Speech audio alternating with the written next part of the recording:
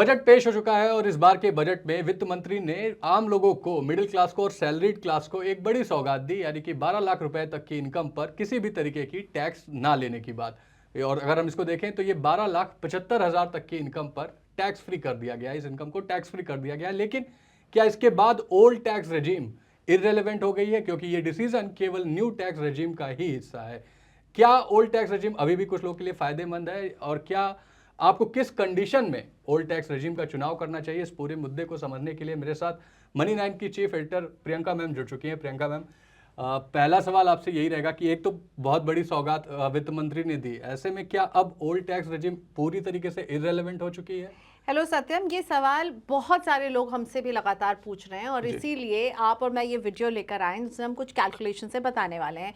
तो old tax regime एक तरह से हम मान सकते हैं कि अब इसका जो पूरा है ना, इसकी कहानी खत्म ही है। लेकिन फिर भी बहुत कम लोग होंगे जिनको अभी भी ओल्ड टैक्स रेजिम शायद उनके लिए बेटर हो। क्यों? क्योंकि वो इन्वेस्टमेंट कर रहे होंगे, वो सारी डिडक्शंस का फायदा ले रहे होंगे, उन्होंने शायद होम लोन लिया होगा, उन्होंने अपने बच्चों को पढ़ाने के लिए एजुकेशन लोन लिया होगा। तो ये जो कुछ इन्वेस्टमेंट्स हैं जो स्पेसिफिकली आपको ओल्ड टैक्स रेजिम में मिल रहे होंगे, उसके लिए कर रहे होंगे। लेकिन हाँ, बहुत कम लोग इसका इस्तेमाल करेंगे। हमने पिछले साल भी देखा कि ज्यादातर लोग न्यू टैक्स रेजिम में माइग्रेट कर गए। 76% लोग थे जो न्यू टैक्स रेजिम में माइग्रेट कर गए थे। तो अब जो वो बचे हुए 25 है ना, उस 25 में से जो मैं टैक्स एक्सपर्ट से बात कर रही हूँ, उनका कहना है कि 5 से 10%, मुश्किल 10 भी नहीं जाएंगे, शायद 5 से 10% के बीच में कुछ ऐसे लोग होंगे अभी भी जिनके लिए ओल्ड टैक्स रेजिम बेटर हो सकती है। जी, क्योंकि उसमें काफी सारी डिडक्शंस मिलती हैं और कई सारी चीजों पे छूट मिलती है। ओल्ड टैक्स रेजिम किन के लिए फायदेमंद है ये भी हम समझेंगे, लेकिन उसके पहले मैम,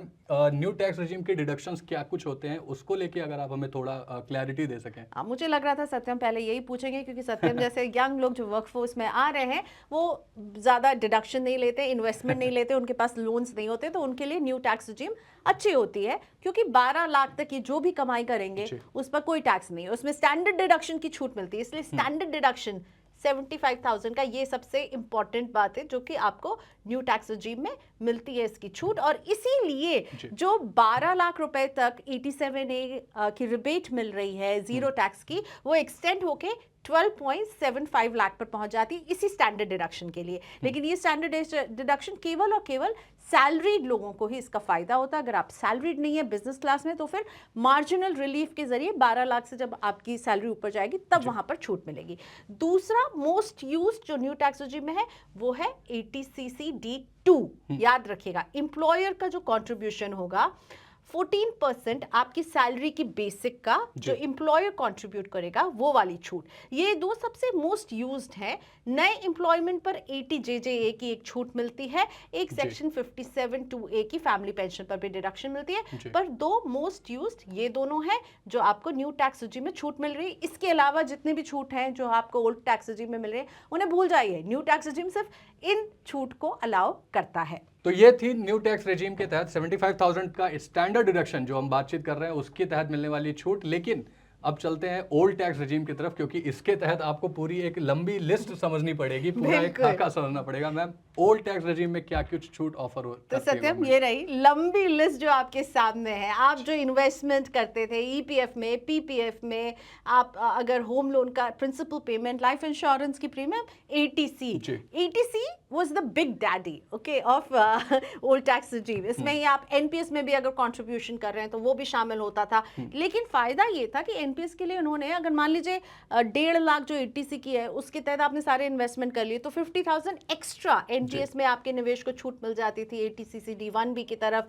एम्प्लॉयर कंट्रीब्यूट कर रहा है तो उसके लिए आपको एक्स्ट्रा छूट मिल जाती है। अब हेल्थ इंश्योरेंस पर छूट मिल रही है। 80DD, अगर आप दिव्यांग है तो अब आप उसका इस्तेमाल करेंगे। गंभीर बीमारी के लिए आपने इंश्योरेंस लिया है, एजुकेशन लोन के ब्याज पे, तो लिस्ट लंबी है। होम लोन के इंटरेस्ट पर सेक्शन 24B की छूट आपको मिल रही है। चैरिटी कर रहे हैं, एचआरए भी आपको, एचआरए वगैरह, ये सब न्यू टैक्स रेजिम से गैप है। और ये लंबी लिस्ट है ओल्ड टैक्स रेजिम की। आप इतने तरह के डिडक्शन जिनको हमने न्यू टैक्स रेजिम में बाय बाय कह दिया है, वो ये रही। जी, मतलब ये, और यहाँ पे आपको मैक्सिमम लिमिट भी मिल रही है कि किस कैटेगरी में आपको मैक्सिमम छूट ऑफर की जा रही है। जैसे कि अगर हम देखें एजुकेशन लोन में जो इंटरेस्ट है उस पर कोई भी लिमिट नहीं है, यानी अगर आप जितना एजुकेशन लोन भरते हैं उसका जो इंटरेस्ट है उस पर पूरी छूट मिलती है। इसके अलावा होम लोन पर छूट मिलती है। अगर आपके पेरेंट्स सीनियर सिटीजन हैं और उनके लिए आप हेल्थ इंश्योरेंस लेते हैं, वहाँ भी आपको टैक्स छूट मिलती है। तो ये बात तो मैम क्लियर है कि जो ये इन्वेस्टमेंट कर रहे हैं, जो इन स्कीम्स का फ़ायदा उठा रहे हैं, उनके लिए ओल्ड टैक्स रजीम बेहतर है। बिल्कुल सत्यम, मैं आप तुम्हारे लिए एक और कैलकुलेशन लेकर आई हूँ, ठीक जी है। मैम। ये कैलकुलेशन जो है आपके लिए है, आप भले ही अभी उतने डिडक्शन और इन्वेस्टमेंट्स नहीं करते हो, आगे जाकर आप करें, और तब तक अगर ओल्ड टैक्स रजीम रही जी। और अभी जो लोग इसके तहत फायदा उठा सकते हैं, तो ये है जो अधिकतम मैक्सिमम छूट एक व्यक्ति लेकर के अपना, अगर वो ये सारी चीजें क्लेम कर रहे हैं तो फिर उनके लिए ओल्ड टैक्स रजीम ही फायदेमंद है। तो क्या क्या क्लेम कर रहे हैं वो? अगर एटीसी 1.5 लाख, जी। यानी वो उस तरह के इन्वेस्टमेंट करें, आप लाइफ इंश्योरेंस का प्रीमियम दे रहे हैं, उस पर आपको छूट चाहिए, आप होम लोन के प्रिंसिपल दे रहे हैं, आपने पीपीएफ में निवेश किया हुआ है, आपका पीएफ कट रहा होगा ऑफिस से और ये 1.5 लाख आ रहा है, तो ठीक है। जी। एनपीएस में आपने इन सब के अलावा एनपीएस में आप कंट्रीब्यूट कर रहे हैं, वो एनपीएस में 50,000 यहाँ पर आप ले लीजिए। इसी तरह हेल्थ इंश्योरेंस का प्रीमियम आपने अभी बताया, सीनियर सिटीजन पेरेंट्स है, आप खुद के लिए भी ले रहे हैं, आपके पेरेंट्स भी सीनियर सिटीजन है, और तब मैक्सिमम आप मैक्सिमम 1 लाख तक की आप छूट यहाँ पर ले ले सकते हैं। एजुकेशन लोन लिया हुआ है, इसमें कोई लिमिट नहीं है, जितना आप ब्याज दे रहे हो उस पर आप छूट क्लेम कर पाएंगे। होम लोन है आपके पास, सेक्शन 24B के तहत उसके इंटरेस्ट पर आप छूट क्लेम कर पाएंगे, ठीक है। ATEEA additional home loan interest deduction, ये सरकार ने एक ये स्पेशल ऑफर है जिसमें कुछ नियम होते हैं कि आपका घर 45 लाख से कम का हो, आपने जो लोन है वो 2019 से 2022 के बीच में लिया हो, अफोर्डेबल घर के तहत है, तो फिर आप यहाँ पर भी एक और छूट ले लेंगे। आप दिव्यांग है, वहाँ पर आपको एक छूट मिल जाएगी। आप गंभीर बीमारी के लिए कुछ मेडिकल के खर्चे कर रहे हैं, सीनियर सिटीजन है, आप पेरेंट्स के लिए भी अगर कर रहे हैं, ये छूट आपको मिल जाएगी। आपने कुछ दान किया एटीजी के तहत डोनेशंस, तो वो छूट मिल जाएगी। और एटीजी के तहत आप हाउस रेंट जो है वो उस पर छूट देंगे जहां आपको एचआरए नहीं मिल रहा है, उस केस में आप हाउस रेंट पर भी छूट एब्सोल्युटली। तो ऐसा है कि सत्यम जाने वाले नहीं है ओल्ड में, लेकिन इन्हें पता, जानकारी पूरी है। तो ये सारी छूट मिला के मोटा मोटी हमारा असेसमेंट है कि अगर आप 8 लाख रुपए के डिडक्शंस और छूट और इन्वेस्टमेंट्स कर रहे हैं, तो और आपकी अगर सैलरी 30 लाख से ऊपर है, यानी 24 लाख से ऊपर 30% के आप टैक्स स्लैब में आने लगेंगे, तो आप 30 लाख से आपके ऊपर की कमाई है, आप 30% के टैक्स स्लैब में हैं, और आप 8 लाख की बचत कर रहे हैं, यानी ये निवेश कर रहे हैं, ये फायदे ले रहे हैं, तो फिर आप ही के लिए जो है वो ओल्ड टैक्स रजीम फायदेमंद होगी। लेकिन अगर इस लेवल से आपकी सैलरी कम है और आप 1-2 ही निवेश कोई कर रहे हैं, तो शायद आपको वो निवेश अपने भविष्य के लिए करना चाहिए, ना कि टैक्स बचाने में वो आपकी मदद नहीं करने वाला है। तो मोटा मोटी मैम जो मुझे समझ में आया कि अगर आपकी इनकम 25-30 लाख रुपए है ऑन एन एवरेज, तो आपके लिए न्यू टैक्स रेजिम बेटर है। लेकिन अगर उससे ऊपर जाती है, जो आप 30% वाले स्लैब में आ जाते हो, और आप ये सारे निवेश कर रहे हैं, और आप ये निवेश कर रहे हो जिससे आपका जो इन हैंड इनकम है वो अफेक्ट ना हो, लाइक किसी की सैलरी अगर सीआरस में है, 1 करोड़ का पैकेज है, तो उनके लिए अभी भी ओल्ड टैक्स रेजिम ही बेटर है, क्योंकि यहाँ पर आप एडिशनल 8 लाख रुपए, 8 से 9 लाख रुपए तकरीबन, ये अगर आप देखें तो बचा सकते हैं इन्वेस्टमेंट के थ्रू और अलग तो आपको वो लाइन देखनी होगी कि आपकी सैलरी कितनी है, आप किस टैक्स स्लैब में आ रहे हैं, और आप कितनी छूट।